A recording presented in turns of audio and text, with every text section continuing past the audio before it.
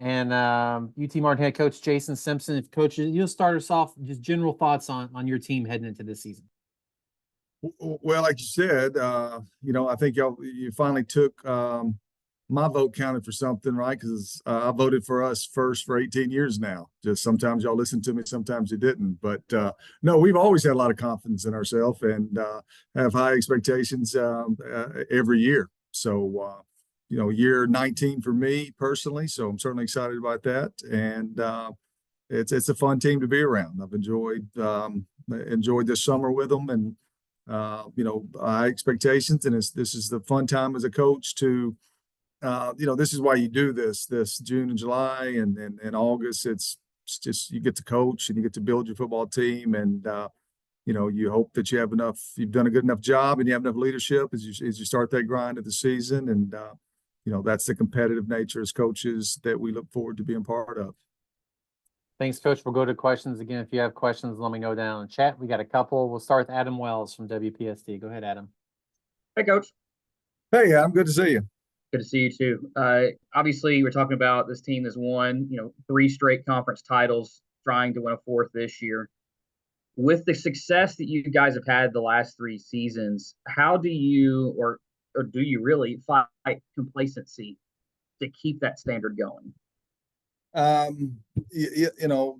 is, we look at it like this, okay? We're a program that with a chip on our shoulder, as long as I'm the head coach here, that's who we are. And we compete, we fight, we scratch, for whatever your motivation is, just the wins, respect, national rankings, okay? But reality of it is this, these guys have been fortunate enough to put 3 conference championship rings on their finger, but they know this, you've only been in the playoffs 1 time in the last 3 years. You only won the league outright, the conference title by yourself. So you got the automatic bid once. Okay. So, a lot of these seniors, we've got a very experienced and older football team.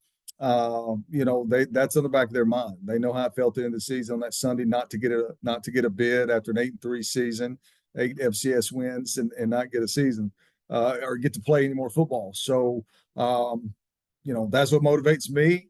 I feel the same way. The vibe is that's the same way for them, and they've certainly proved that the way they've worked in the spring and the summer. What is kind of the first thing that you think this team needs to work on once they report for camp here in a couple of weeks? If you look on paper, Adam, I saw something that we had 5 starters back on defense, okay, and maybe 6 back on offense, and then. I mean, I could see how some people would look at it like that, but the reality of it is, if you look at it, there's probably 10, 11 guys on defense that started some games or were capable of starting games last year for us. Okay, there's some good players over there on defense, and then on offense, like there's really the 3 interior guys are back, the 3 receivers are back, the quarterback's back. A running back who, played a lot for us, even though he technically went on paper the starter. So there's 7 or 8 there, and there's some guys we've added that will be in the mix. So, there were 7 games, I think, that were throughout the season that we won that were 7-point games going in the 4th quarter. And so, as you evaluate that, Adam, you say, okay, were you fortunate enough to win? We're just fortunate to win. Were you lucky to win?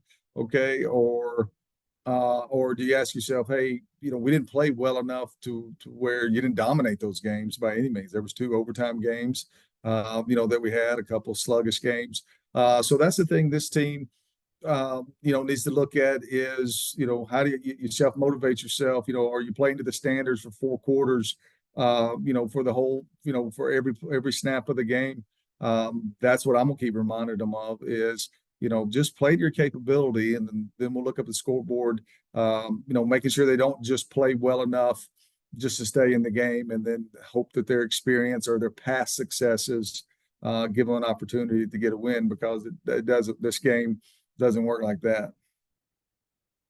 My last question is about the offense. You talked about how many guys are coming back that have experience. With that experience coming back, how much do you see that unit taking another step forward this year, and maybe once you start practices, they're a lot further ahead than you have had at some teams in some points. Yeah. I think we're still offensively. I mean, there's a lot of experience there. There's probably more depth in the offensive line, even though we lost the 2 tackles that have played a lot of football for us. Okay, and Lamar and Gavin, but there's some good players that. So there's probably more depth offensive line wise. The quarterback room's got more depth. We've added some good players there.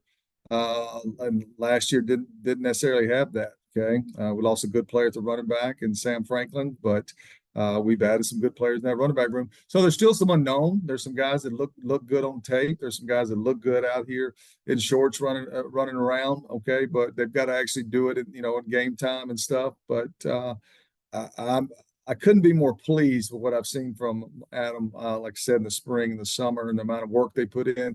It's a fun group to be around. They're self-motivated. They're player-led.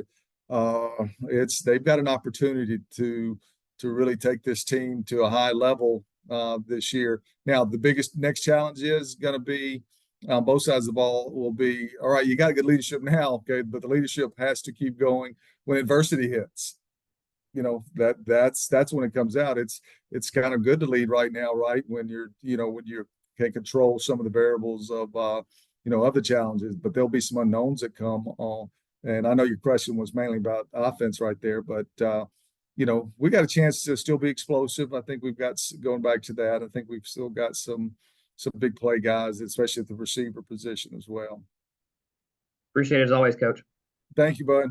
We'll go to Davis next. Go ahead, Davis. Hey, Coach, how's it going? Hey, man, how you doing? Are you been on what, a 2-month hiatus? Good to see you back at work, man.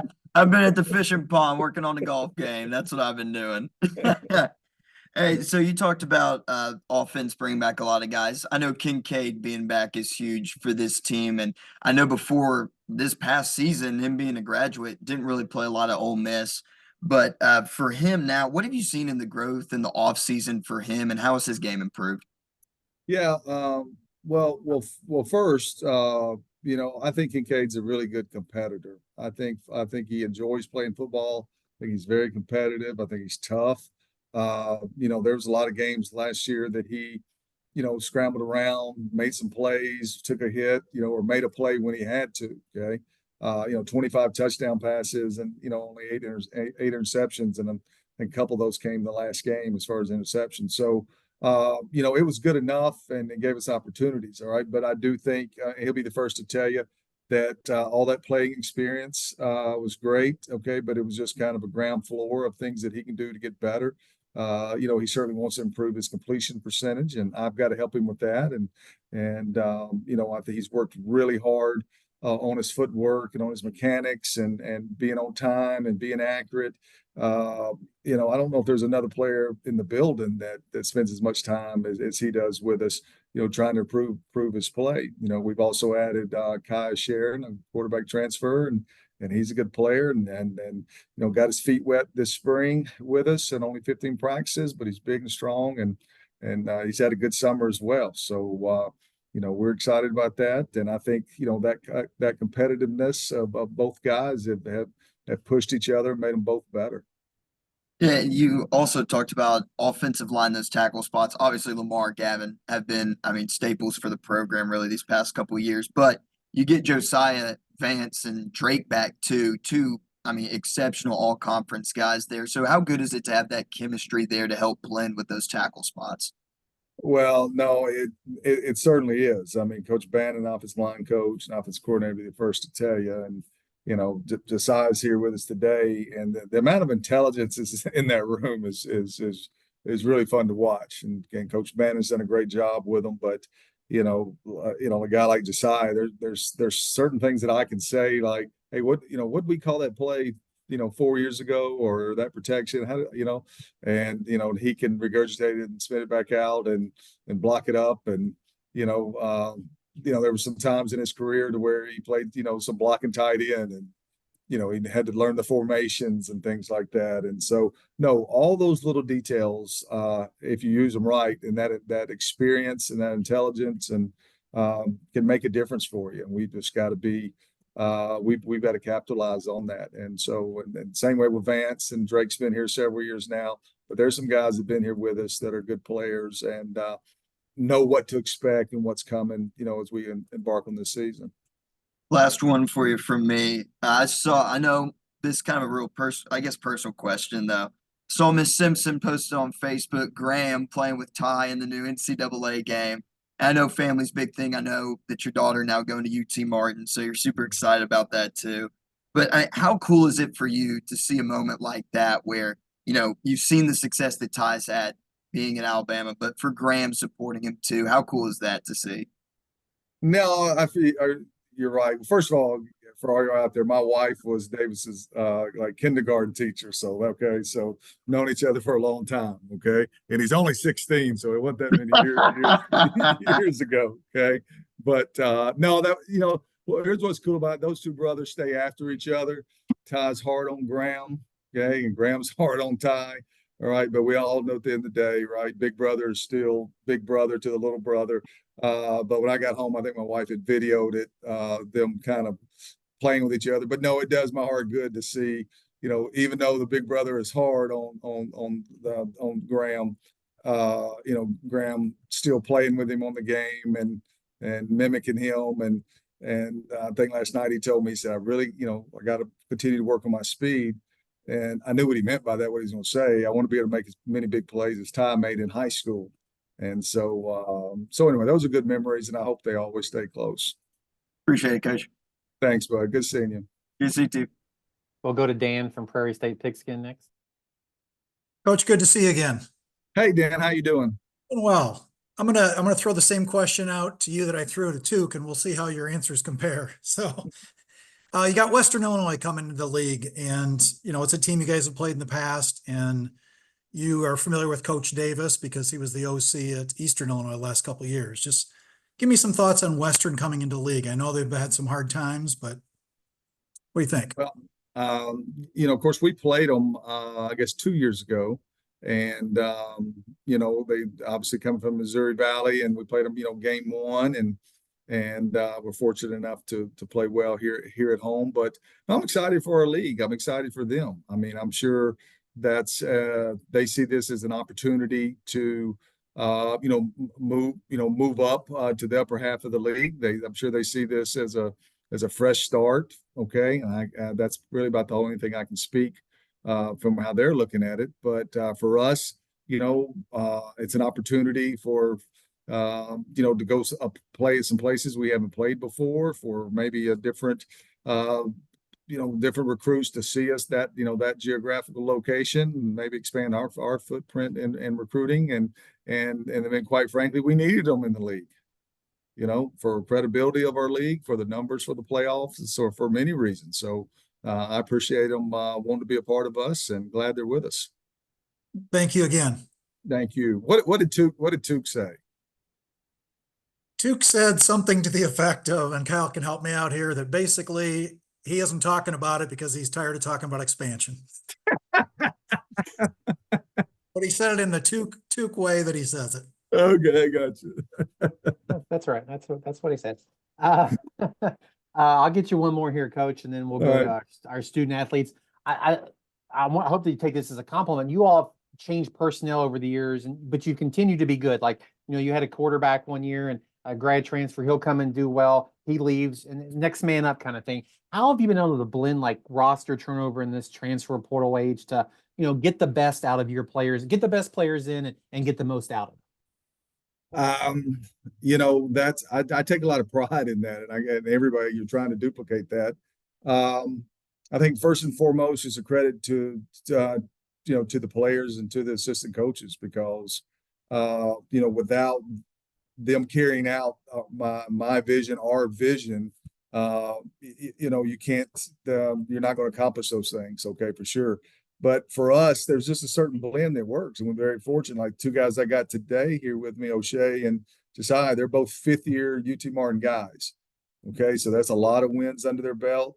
It's a lot of road trips. That's a lot of, Coach Simpson talks that they've heard. Okay, and they're able to carry those things in that locker room. They already probably know what I'm going to say before I say it. Okay. So then when we do add some new guys into the mix that are hungry to, to put a conference championship ring on their finger like these guys have been able to do, that kind of gets the ingredients, going for us. And then, and then there's a certain standard that, most importantly, that these guys are able to hold these guys accountable to, of, hey, this is how we do it here. Okay. Yeah, we told you when we recruited you, Martin, Walmart is the Martin Mall. Okay.